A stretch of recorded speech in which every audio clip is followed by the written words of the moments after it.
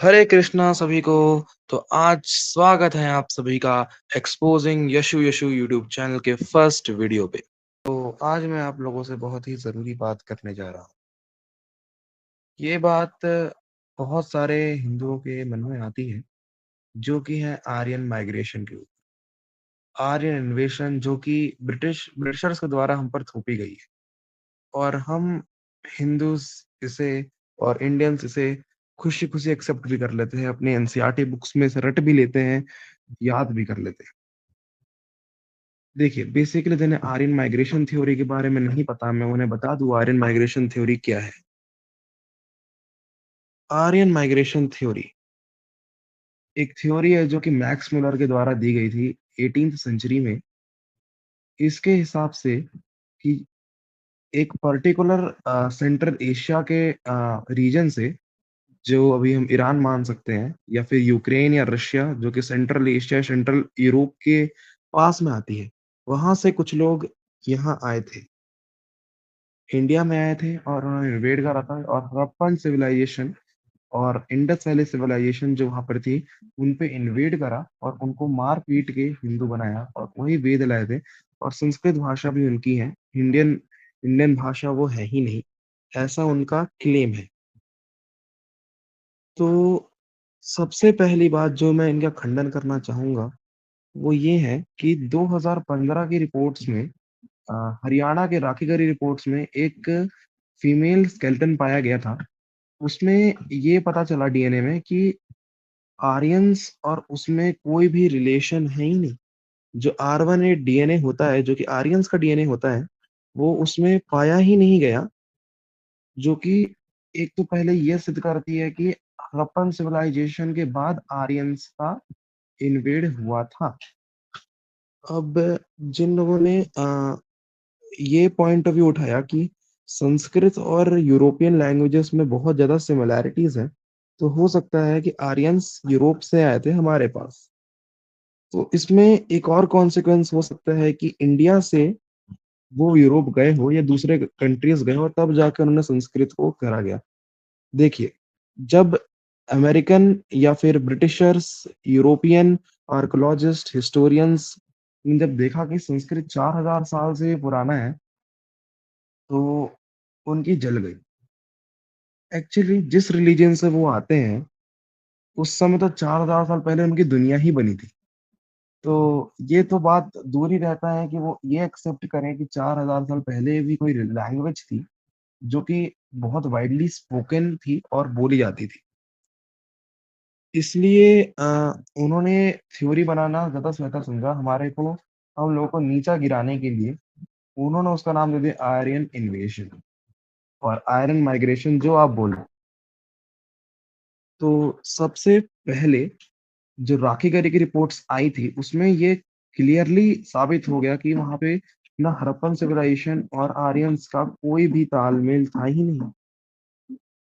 और हमारी एक फीमेल आर्कियोलॉजिस्ट, हमारी इंडियन फीमेल आर्कियोलॉजिस्ट ने ये प्रूफ करा, आपको स्क्रीन पे दिख रहा होगा रिपोर्ट्स के साथ, सोर्स के साथ दिख रहा होगा कि ये उन्होंने ये प्रूफ किया कि आर्यन्स इंडियन थे और वो बाकी कंट्रीज में गए थे।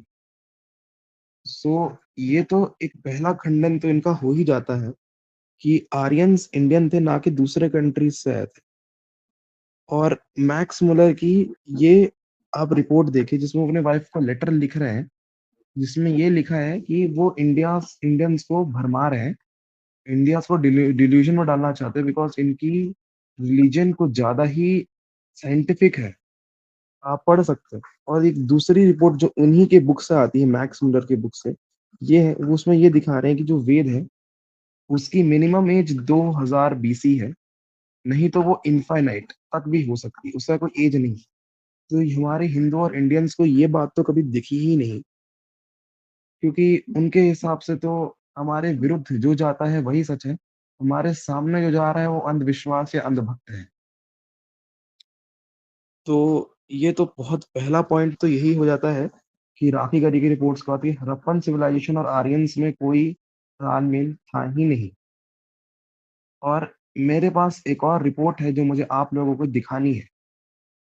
वो रिपोर्ट ये है कि नासा की अभी एक रिपोर्ट आई थी जब उन्होंने रामायण साहब आप देख सकते हो, ये गूगल ग्रुप्स तक ने वेरिफाइड कर रखा है, ये गूगल ने भी वेरिफाइड कर रखा है। उसमें ये लिखा है कि जो श्री राम का बर्थ ईयर था, बर्थ मंथ जब भी वो शुक्ल पंचमी जब डाली गई रामायण से, जब शुक्ल पंचमी के 9वें या 10वें दिन जब श्री राम का जन्म हुआ था, particular same stars conditions, particular same जितनी भी चीजें बताई गई, सेम अकॉर्डिंग टू जितनी रामायण में कही वही निकली। स्टार कंडीशन सब कुछ एकदम सेम। इवन और वो जो डेट आई थी वो थी 5102 BC, मतलब 7102 साल। इवन राम सेतु भी उतने साल पुराना ही है। राम सेतु की जब कार्बन डेटिंग करी गई तो वो भी उतने साल पुरानी ही पाई गई, जो कि ये क्लियर कर देता है, ये क्लियर कर देता है, ये वाइडली क्लियर कर देता है कि what is the truth, what is the scientific reason, what is the science. और अब जो क्वेश्चंस उठेंगे कि जो कि इस टॉपिक का तीसरा क्वेश्चन हो सकता है कि वेद के पुराने हों का प्रमाण बताओ। देखो, जैसे मैक्स मुलर ने बोला कि वेद 2-3 हज़ार साल पुराने हो सकते हैं या 2-3 हज़ार बीसी के हो सकते हैं। तो यदि हम 2000 बीसी लेके चले तो उसकी यदि हम टोटलिंग करें तो वो आती 4000 ईयर्स। लेकिन वेदों में तो सरस्वती नदी और सरस्वती नदी की सूखने तक की बातें की गई हैं। लेकिन सरस्वती नदी 6000 साल पहले ही मिट गई थी, पूरी उड़ गई थी। सरस्वती नदी 6000 साल पहले ही पूरी डूब मतलब उड़ गई थी, एवोपरेट हो गई थी, खत्म हो गई थी सरस्वती नदी।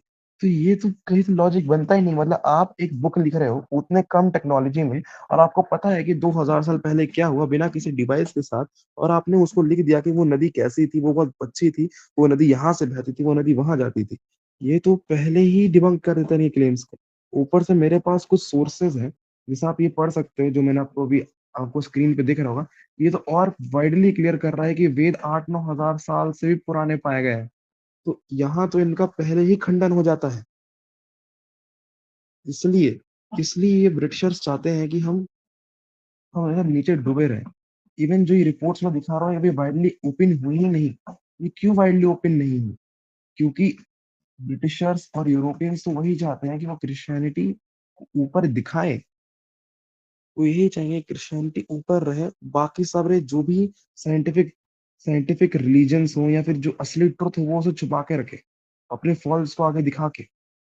इवन जहाँ-जहाँ ब्रिटिशर्स गए उन्होंने वहाँ के कल्चर को मिटाने का ट्राई करा। वो इंडिया आए उन्होंने इंडियन कल्चर्स को मिटाया, वो अमेरिका गए उन्होंने अमेरिकन कल्चर को हटाया, वो जब ऑस्ट्रेलिया गए तो उन्होंने ऑस्ट्रेलियन ट्राइब्स को मारा, उनके कल्चर हटाए। तो ये तो कॉमन सेंस की बात है कि वो तो चाहेंगे ही।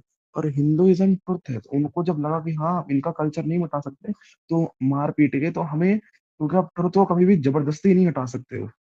उन्होंने ट्रुथ के ऊपर फॉल्स की दीवारें लगा दी ताकि ट्रुथ उस दीवार के अंदर छुप जाए। ये काम करा ब्रिटिशर्स ने। अभी भी वक़्त है, जाग जाओ हिंदुओं, अभी भी वक़्त है। मत आओ इनके चक्कर में और जाग जाओ। तो चलिए, आज के लिए इतना ही। अब आगे मुलाकात होगी हमारी और आपकी। देखते रहिए हिंदुत्व डायरी। राधे, राधे। जय श्री कृष्ण।